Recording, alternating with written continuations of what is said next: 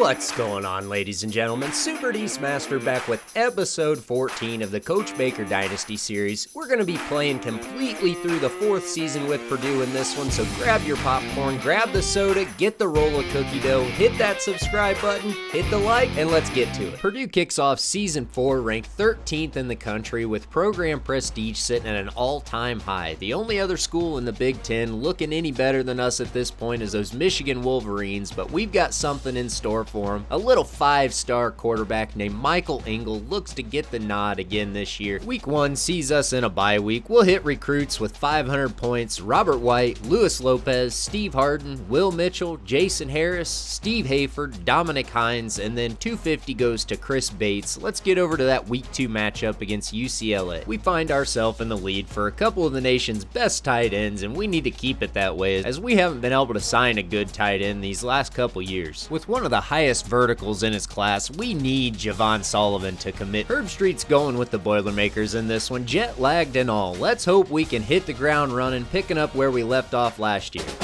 Engel gets the job done in a close one, 41-34. Let's get over to that week 4 matchup since week 3's a bye week. Purdue is on the road again, this week off to Baton Rouge to face off against number 7 LSU, hoping to move to 2-0. Another one-score victory for the Boilermakers, led by Michael Engel, 31-24. Maybe this will be the year he brings home the Heisman Trophy. Coach Baker's got 7 of his top recruits ready to visit this week. We'll go ahead and get those taken care of, adding 400 points to guard Brian Roberts. Illinois comes into this game 3-0, looking to stay undefeated as they want to play spoiler to our back-to-back Natty chase. But we blow them out, 48-14. So far, so good. Engel's able to keep these boys on track and undefeated. Badgers come into this game 1-3 and seem to be having somewhat of a down year. 35-7, another blowout victory for the Boilermakers. Let's get over to our Week 7 matchup. A couple of the nation's best prospects signed their letter of intent to Purdue. Number 23 Iowa's making the trip to West Lafayette this week, and Heisman hopeful Engel plans on having a big one for us.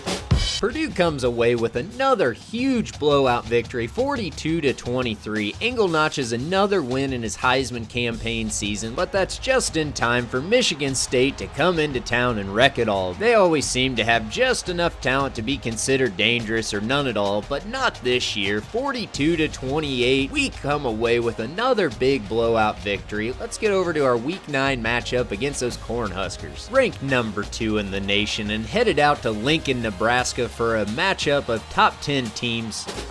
And it's a 3-point victory, boys and girls. What do you think about that? Can you believe it? The Boilermakers stay undefeated, moving to 7-0. Coach Baker, the recruiting guru, is back at it again, getting 78 overall outside linebacker Joe Cox to commit. Our linebacking core is looking nasty. This week could finally see us leave the ranks of undefeated as Notre Dame comes into town battling it out for the Shillelagh Trophy. Somehow, someway, we keep finding a way to win, 38-35. We've got Michigan on deck next. Let's get to it. 8 games in, and junior quarterback Michael Engel is finally recognized as a Heisman hopeful. He's leading the race at this point with just over 30 touchdowns total. At 8 games, that's almost 4 a game. We've had this Michigan game marked on our calendar since the beginning of the season. They're supposed to be the best team in the conference, and Purdue took great offense to that.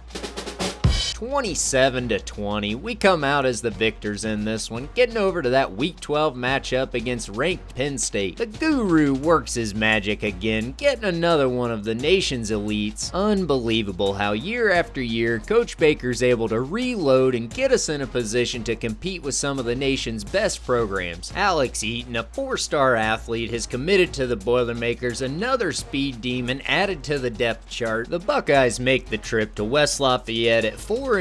They're looking a little bit out of sorts this year. They're just hoping to get back to 500, and although they've got a losing record, that doesn't mean they can't compete.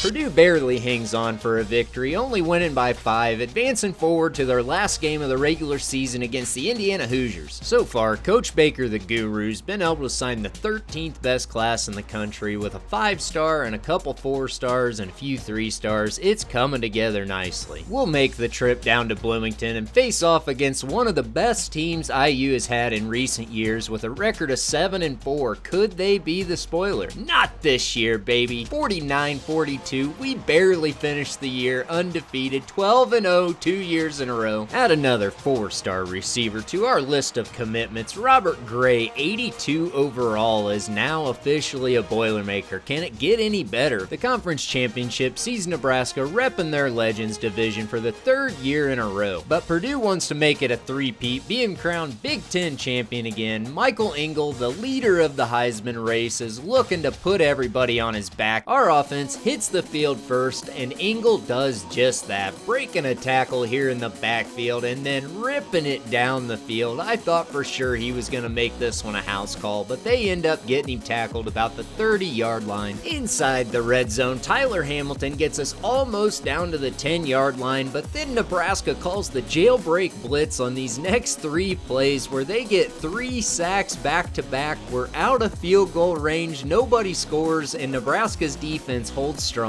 That allows the Cornhuskers offense to put 7 up on our defense, but the Heisman hopeful candidate, Michael Engel, isn't having any part of that nonsense. He wants to bring home the hardware, winning the Heisman Trophy, win the Big Ten, and the national championship, making it 2 back-to-back natties. Engel's impeccable focus gets us across the 50-yard line, and we're working our way into scoring position. It won't be long now that he reads the end and takes off scrambling, getting us into the end zone, tying us up at 7 just before the end of that first quarter. Nebraska strikes again, kicking off that second quarter, but again, Engel comes out with laser focus and he finds Tyler Hamilton for a nice 13-yard pickup, keeping those chains moving. After this game, Engel wants to remove all doubt that he is the rightful owner of the 2016 Heisman Trophy, but of course that means beating out Trevor Lawrence, and we all know how that one's played out. Although Lawrence never won the Heisman, he did finish right behind a guy named Devonta Smith, so it definitely won't be easy to join the company of players like that. When you've got one of the best receivers in the country, though, it definitely does make it just a little bit easier. Rondale Moore comes up big for us, and then Ben Coley gets inside the end zone from 16 yards out. He's able to tie us up at 14. Our defense only gives up a field goal their next time out, leaving us just over a minute to work our way down the field and get into scoring position. Coach Baker calls a couple of his favorite plays, kicking us off on this drive where he's able to get his receivers on the corner route and get them out of bounds, moving the chains without burning a whole lot of time off the clock. We've still got about 45 seconds to go. Engel fires it to Ben Coley, getting us just inside the red zone with only about 40 ticks to go. We're moving, baby. Our offense gets dangerously close to scoring on this drive. We get within inches of that goal line with Ben Coley, but on the next play, the Cornhuskers call a jailbreak and sack Engel behind the line. We're forced into a timeout and have to kick the field goal going into half. Michael Engel has a chat with Joe Brown, the defensive captain, at halftime and says, "Hey man, I need just a little bit of help out there if we want to come away with the victory in this one." Joe goes out there and forces an interception the first time out on defense, and that sets up Michael Engel to go rumbling, bumbling, stumbling down the field, working his way to about the 3-yard line where he finds Ben Coley wide open in the end zone on an out route, giving us the lead 24-17. The Cornhuskers will not be denied. They tie the score up 24-24, and quite frankly, they're tired of making that 10-hour trip from Lincoln to Indianapolis just to lose. They've done it the last 2 years, and it doesn't leave a good taste in their mouth. They want to walk out of here with a victory, but Michael Engel's got something to say about it. He's breaking tackles, making good passing reads. He's shown he knows when to pitch it and when to keep it on the option, which is always a great attribute to have in a quarterback. We've got about a minute and a half left in the third quarter, and Horvath has been a great safety valve for us on this drive. Nebraska's had all the deep routes covered and hasn't left Engel much choice. Horvath is getting tired, and Coach Baker subs him out for Anderson, who gets the call and stumbles his way into the end zone from 2 yards out, giving us the lead 31-24. Our defensive coach, Pat Narduzzi, drew up the scheme of a lifetime and is able to stop that Cornhusker offense dead in their tracks, getting us the ball back to start the fourth quarter out. It's time to milk that clock. We know we've got the offensive line, the Hogs up front to push that defensive line around and create holes for our running back. He's been doing it the last 2 years, and you throw Ingle in that mix and it's a recipe for disaster for the defense. They haven't been able to stop us all year. We're going to end up going 13-0 with about 2 minutes left in this game. Horvath will get the call one more time and finds his way into the end zone, giving us a score of 38-24. The Cornhuskers do end up finding the end zone on their next drive, making the score 31-38, and they tried kicking the onside kick but were unsuccessful. We've got just over 30 seconds left to go in this game, and Purdue calls 2 plays, 2 running plays. Horvath gets us the first down. Michael Ingles named player of the game, and we win our 3rd straight Big Ten championship. Also means we're headed to our 3rd straight national title game, but we've got something to take care of first. The Heisman Trophy is making its way to West Lafayette. Michael Ingle tops the list, beating out Trevor Lawrence and forever etching his name in college football history. Ingle's the kind of guy that's never satisfied though. He also wins the Maxwell and the Walter Camp Award. Mark Stickford is dubbed the nastiest hog in the country as he wins the Outland and the Remington. And can you believe it? Coach Baker wins his 2nd Broyles Award. I've always had trouble with this one in the past and even have heard other people talk about it being tough winning that one, but Coach Baker wins a 2nd in a row. We're gonna get to that Natty game where Herbstreit's picking the Auburn Tigers to beat out the Boilermakers. We're just gonna end up simming this one because we know Coach Baker's gonna leave after this year. He's gonna end up going to a different team and finally not have to spend 200 points in 4 weeks to scout each player.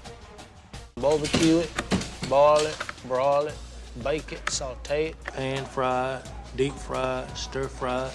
The Boilermakers get absolutely cooked, and Bubba names every which way the Auburn Tigers do it, 52-21. Maybe the boys caught wind that Coach Baker's gonna be leaving. Rondale Moore breaks the career yardage mark, a record that had been standing for 17 years. Hopping over to that coaching carousel, we're gonna see where Coach Baker's ending up for next season. He would really like to stay at Purdue. He's kind of got a little bit of a bad taste in his mouth after losing that national title game, but him and the head coach have had more than a few disagreements on how to spend this newly generated revenue from the last 3 successful seasons. He feels like he could go to any school in the country and turn their program around. The first offer comes in from the West Virginia Mountaineers, but they've already won over 10 conference championships. Louisiana Tech rings us next, but their 3-star prestige pushes them out of the hunt. Coach Baker's world stops when the phone rings the next time. Tulane's on the other end, and without hesitation, Coach Baker will accept this offer, making the move down to New Orleans. We'll pick that up in episode 15. Thanks for watching. It means the world to me. I really appreciate all the support. If you could do me a huge favor and go down and hit that subscribe button, hit the like button, it'd really help me out. We'll see you back for that next episode once Coach Baker's had a chance to get settled.